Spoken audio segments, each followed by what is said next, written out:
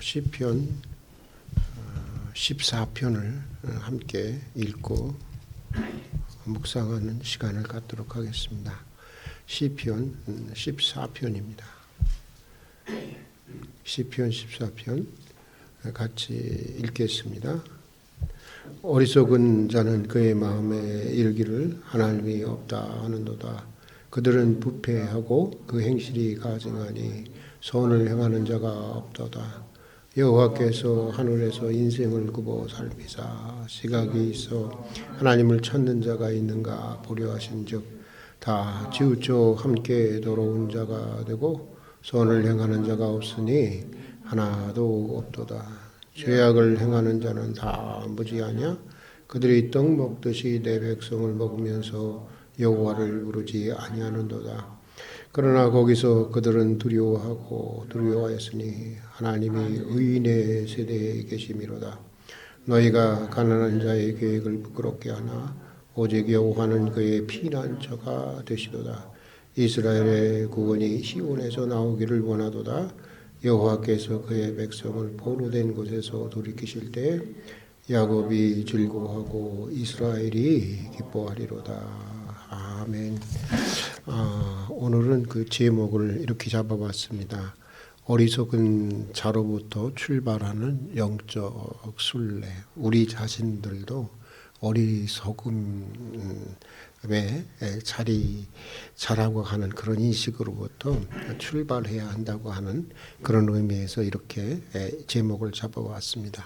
이성과 과학이 하나님의 말씀을 대신해서 진리의 척도로 여겨지는 현대에 들어서면서 이 기독교 신앙은 그 근본으로부터 많은 도전을 받게 되었습니다. 특별히 지난 그 두 번의 세계 대전을 거치면서 하나님의 존재에 대한, 하나님의 살아계심에 대한 강렬한 의혹이 제기되어 왔고, 신학계에서조차 신죽음의 신학이라는 것이 등장하게 되었습니다. 성서가 말하는 하나님은 죽었다고 하는 것입니다. 신학은 이제 인간학으로 대치되어야 되고, 신이 비어있는 자리에는 인간의 사랑이 대신해야 한다고 하는 것입니다. 최근 들어서는 이기적인 유전자 또 만들어진 신의 저자인 리처드 도킨슨을 중심으로 해서 여러 학자들이 신과 종교의 가치를 전적으로 부정하는 책들을 많이 출간하고 있습니다. 그들에 의하면 종교는 폭력적인 사회를 양성하는 근본적인 악이라고 말합니다. 신이 없고 종교가 없는 세상이야말로 인간이 도달해야 할 세상이라고 주장하면서 세계적으로 크게 영향을 주고 있습니다.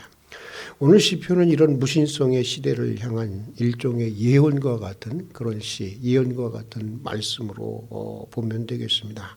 오늘 시편은 이미 하나님의 존재와 그의 세계를 깊이 경험한, 깊이 체험한 신앙인의 입장에서 하나님이 없다고 하는 사람들의 어리석음에 대해서 말하고 있는 그런 시편입니다.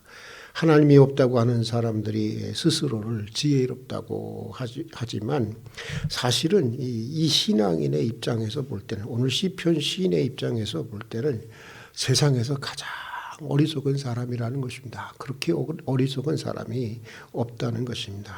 이미 하나님의 존재를 체험하고 그의 세계를 깊이 경험한 시인의 입장에서는 지극히 당연한 말씀이라고 생각을 합니다.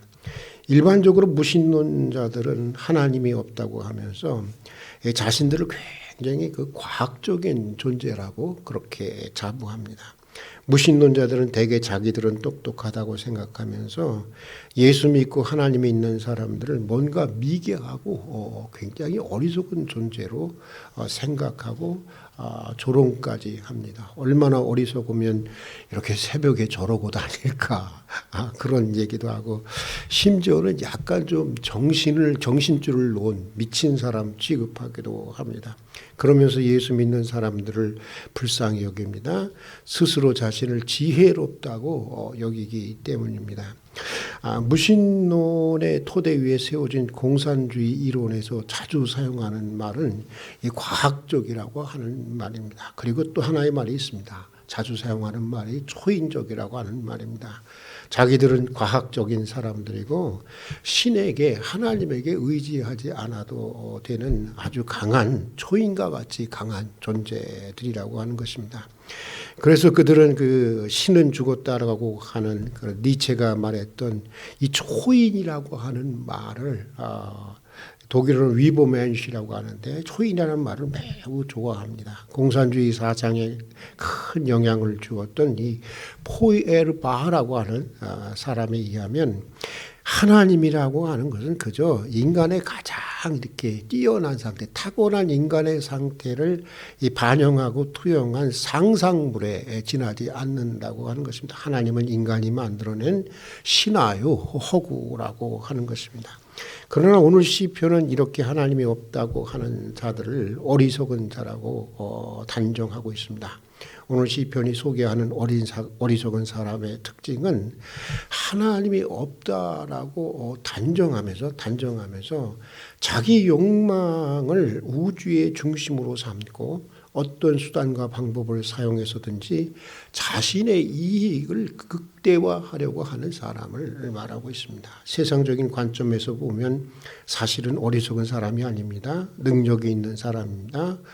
욕을 먹으면서도 한편으로는 많은 사람들의 선망의 대상이 되기도 하는 사람들입니다. 권력자들과 재벌들의 비리와 범죄에 대해서 사람들은 비난합니다. 그러면서도 대부분의 사람들이 그들을 부러워합니다. 그래서인지 법과 사람들은 약자들의 작은 비리나 범죄에 대해서는 아주 가혹할 정도로 처벌을 하면서 그들의 비리와 범죄에 대해서는 굉장히 너그럽습니다. 참 저는 이해할 수가 없어요. 그런 현실이 우리의 현실입니다. 그렇지만 오늘 시편은 이런 사람들을 가리켜서 가장 어리석은 사람의 대표적인 모델로 소개하고 있습니다. 오늘 이 시편 2절과 3절은 사람을 그런 어리석음으로 이끄는 근본적인 원인에 대해서 이렇게 말하고 있습니다. 우리 함께 한번 2절과 3절을 읽어보도록 하겠습니다. 여호와께서 하늘에서 인생을 굽어 살피사 지각이 있어 하나님을 찾는 자가 있는가 보려 하신즉 다 치우쳐 함께 돌아온 자가 되고 선을 행하는 자가 없으니 하나도 없도다. 문제는 무엇이냐? 왜 이렇게 되느냐?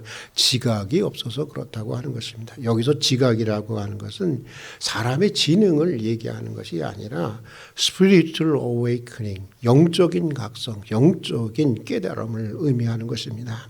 진지한 자기 성찰과 분별을 바탕으로 하나님으로부터 오는 영적인 깨달음, 영적인 각성이 없어서 그렇다고 하는 것입니다. 이것이 사람들로 세상이 눈에 보이는 세상이 전부인지를 알게 하고 자기 이기적 욕망을 중심으로 살아가게 한다고 하는 것입니다. 우리 시대의 탁월한 기독교 작가면서 목회자이기도 한 프레데릭 위크너가 쓴 Wishful Thinking이라고 하는 책이 있습니다. 여러분들도 꼭 한번 읽어봤으면 좋겠는데 우리말로는 통쾌한 희망사전이라고 그렇게 제목으로 번역된 책입니다. 거기에 보면 이런 글이 나옵니다. 여러분 잘 이렇게 집중해서 들어볼 수 있기를 바랍니다. 사과를 맛본다, 소금을 맛본다, 벽에 걸린 햇살을 보고 흰 눈에 난 사슴 발자국을 본다.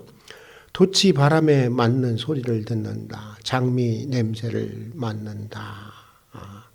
비록 우리는 배울 만큼 배웠음에도 우리는 우리의 5가지 감각, 시각, 청각, 미각, 후각, 촉각을 말하는 것이죠. 5가지 감각의 영역을 넘어서는 무엇이든지 절대적으로 진짜가 아닐 것이라고 자위한다. 오감을 통해서 현실을 파악하는 수준이라고 하는 것이 고작 마치 신문 첫 페이지를 기어다니는 개미가 인간 세상 물정에 대해서 아는 정도밖에 안 되더라도 말이다. 이렇게 얘기해 주고 있습니다. 여러분, 개미가 신문 위를 지나가는데 그 지나간다고 해서 인간 세상의 물정을 알면 지가 얼마나 알겠어요. 인간의 이성이나 감각 혹은 과학적인 실험을 통해서 이 하나님의 세계와 이 우주의 모든 진실을 안다고 우주를 안다고 하는 것은 마치 개미가 신문을 잠시 지나간 후에 인간 세상 물정에 대해서 안다고 하는 것과 같다고 하는 것입니다. 여러분, 사실 인간의 이성이나 오감을 통해서 파악할 수 있는 세계라고 하는 것은 매우 제한되어 있는 것입니다. 무한한 이 우주에서 인간의 이성과 감각으로 파악할 수 없는 것들은 사실 무궁무진한 것입니다. 누구나 다 알고 있어요. 무신론자들도 알고 있어요.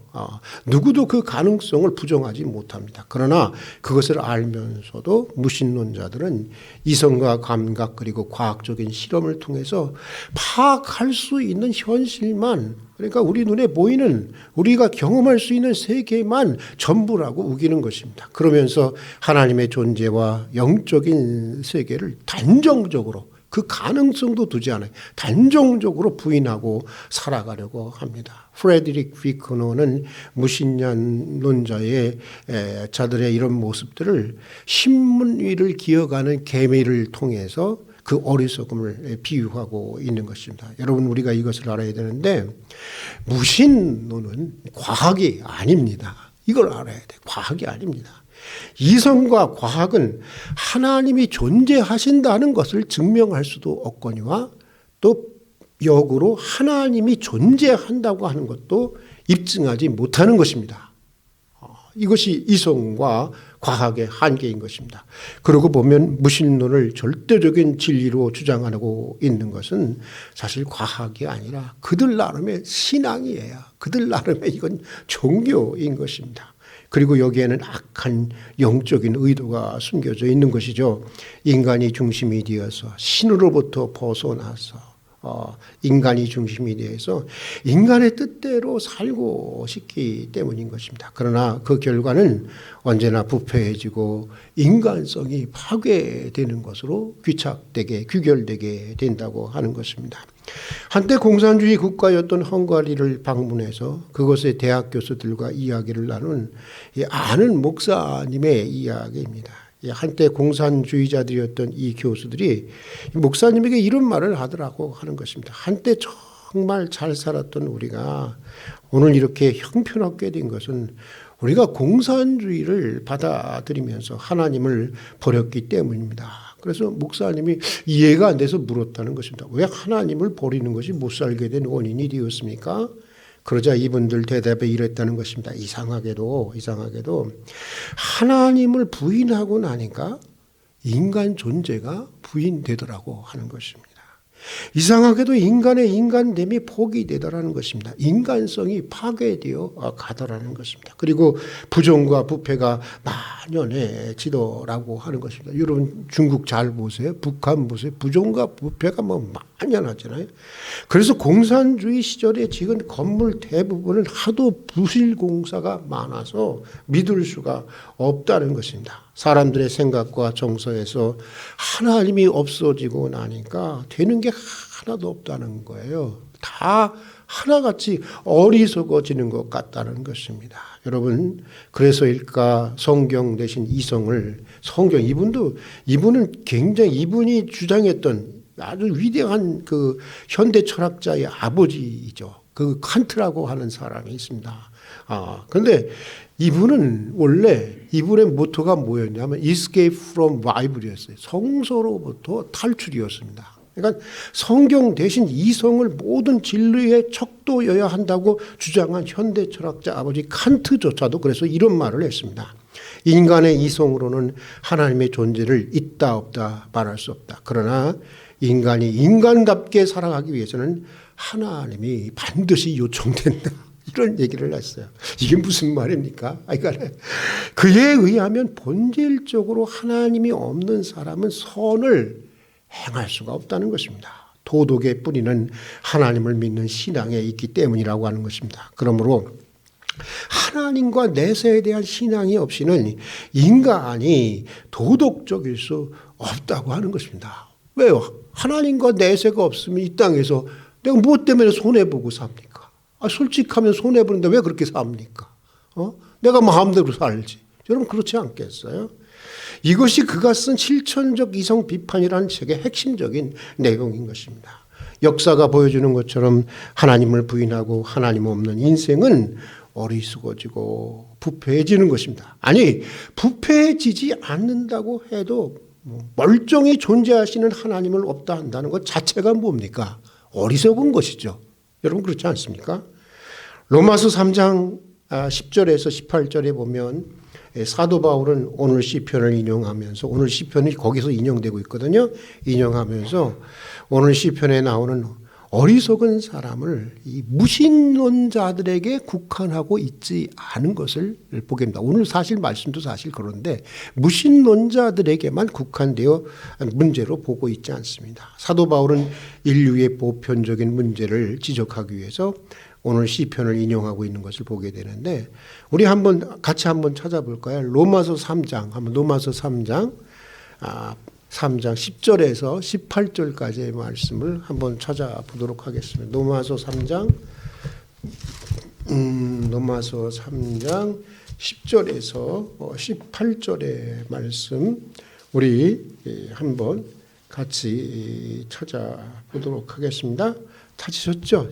신약성경 243페이지입니다. 같이 읽겠습니다. 기록된 바 의인은 없나니 하나도 없으며 깨닫는 자도 없고 하나님을 찾는 자도 없고 다 치우쳐 함께 무익하게 되고 선을 행하는 자는 없나니 하나도 없도다. 그들의 목구멍은 열린 무덤이요 그 혀로는 속임을 일삼으며 그 입사에는 독사의 독이 있고 그 입에는 저주와 악독이 가득하고 그 발은 피 흘린 데 빠른지라 파멸과 고생이 그 길에 있어 평강의 길을 알지 못하였고 그들의 눈앞에 하나님을 두려워함이 없느니라 함과 같으니라. 여러분 이거 다른 사람 얘기 같습니까? 다른 사람 얘기 같죠? 여러분들 얘기 같지 않죠? 여러분들 자신은 이렇지 않죠? 여러분 그렇지 않습니다. 바울은 오늘 시편 시인보다 인간의 본성의 어둠의 본질을 더 깊이 들여다보면서 어리석음의 문제는 무신론자들만의 문제가 아니라고 하는 것입니다. 사실 어리석음의 문제는 인간의 보편적인 문제라고 하는 사실을 얘기해 주고 있는 것입니다. 영적인 자각과 깨달음이 없으면 누구든지 이런 어리석음에 빠지게 된다고 하는 것입니다. 유대인들처럼 설령 하나님을 믿는 사람들이라고 할지라도 이런 어리석음에 빠지게 된다는 것입니다. 가만 보면 우리가 하나님을 믿는다고 하면서도 솔직히 실천적인 삶 속에서는 우리들의 삶 속에서는 하나님 없이 살아가는 경우가 여러분 많습니까? 적습니까? 왜 말씀이 없으세요? 하나님이 살아계시고 하나님이 지켜보시고 계신다고 한다면 생각할 수도 없고 말할 수도 없고 행동할 수도 없는 것들을 생각하고 말하고 행동하고 산다면 그게 바로 뭐겠어요? 하나님 없이 살아가는 삶이 아니겠습니까? 정말 하나님이 살아계신다고 믿는다면 우리가 그렇게 위축될 수가 있을까요? 우리가 그렇게 불안해할 수 있을까요? 우리가 그렇게 염려할 수 있을까요? 우리가 그렇게 두려워할 수 있을까요? 우리가 그렇게 스스로를 초라하게 볼 수 있을까요? 우리가 그렇게 절망할 수 있겠습니까? 또 우리가 그렇게 이기적이고 자기 중심적으로 살아갈 수 있는 것입니까? 정말 하나님이 지켜보고 계시다고 믿는다면 우리가 떡 먹듯이 그렇게 쉽게 자기 욕망을 따라서 살아갈 수 있는 것입니까? 죄를 지면서 살아갈 수 있는 것입니까? 믿노라 하면서도 실제로는 하나님 없이 살아가고 있는 것입니다. 이런 사람들을 가르쳐서 우리는 이론적 무신론자의 대조해서 실천적 무신론자라고 얘기하는 것입니다. 실천적 무신론자라고 얘기하는 것입니다. 믿는다고 하지만은 삶으로는 하나님을 부인하면서 살아가는 것입니다. 피터 크레이기라고 하는 이 세계적인 시편 주석학자는 오늘 시편에 대해서 이렇게 말하고 있습니다. 잘 들어보세요. 신약의 관점에서 볼 때 이 시는 영적인 순례의 시편으로 읽을 수 있다. 이 시편을 읽는 독자는 자기 자리를 하나님이 없다 하는 어리석은 사람이 서 있는 것으로부터 출발해야 한다. 무슨 말인지 알겠죠? 우리가 내가 어리석은 자라고 하는 자로부터 출발해야 한다는 것입니다. 그러나 이 시를 읽어감에 따라 그는 하나님이 없다 하고 하는 어리석음과 그로 인한 재앙을 이해하게 되고 또 그로 인해 탄식하고 참회하게 되는 것이다. 그래서 결국 그는 시편 기자와 마찬가지로 어리석음으로부터 구원해 달라는 탄원의 기도를 하지 않을 수 없게 되는 것이다. 이렇게 얘기해 주고 있습니다. 그러니까 오늘 시편을 무신론자들만이 어떤 특정한 사람들만이 들어야 할 말씀으로 읽지 말라는 것입니다. 어리석은 자가 바로 나라고 하는 인식으로부터 오늘 시편을 읽어 나가야 한다는 것입니다. 성도들의 매일의 삶은 혹 믿노라 하면서도 내가 하나님 없는 것처럼 살아가는 어리석은 사람은 아닌지 깊이 자신을 진지하게 돌아보는 삶이어야 한다고 하는 것입니다. 그래서 내게 있는 어리석은 삶을 참회하고 청산하고 또 그런 이에게 주어지는 하나님의 놀라운 구원의 능력과 기쁨을 알아가는 영적 순례자의 삶이 되어야 한다고 하는 것입니다. 오늘 하루도 그런 거룩한 순례의 삶이 되기를 기원하면서 오늘 여기까지 하도록 하겠습니다. 같이 기도하겠습니다. 오늘도 이른 새벽 깨워주시고 다시 기도의 자리로 불러주신 것을 진심으로 감사드립니다. 돌아보면 하나님을 믿노라 하면서도 하나님 없이 살아가는 때가 얼마나 많이 있었는지 모릅니다. 특정한 사람들만 어리석은 것이 아니라 우리 자신이 어리석은 자였음을 고백하지 않을 수 없습니다. 하나님이 계신다고 하면서도 우리는 자주 위축되었고 불안했고 두려워했고 염려에 빠져 살았습니다. 또 이기적이었고 자기중심적으로 살아갈 때가 참 많이 있었습니다. 하나님이 다 지켜보고 계신다고 하면서도 우리는 너무 자신의 욕망을 따라 쉽게 죄를 지으며 살 때가 많이 있었습니다. 긍휼히 여겨주시고 하나님을 믿노라 하면서도 하나님이 없는 것처럼 살아가는 어리석은 자의 모습들이 내게는 없는지 매일 자신을 돌아보고 언제나 그런 어리석음으로부터 구원받는 거룩한 영적 순례의 삶을 살아갈 수 있게 해주시옵소서.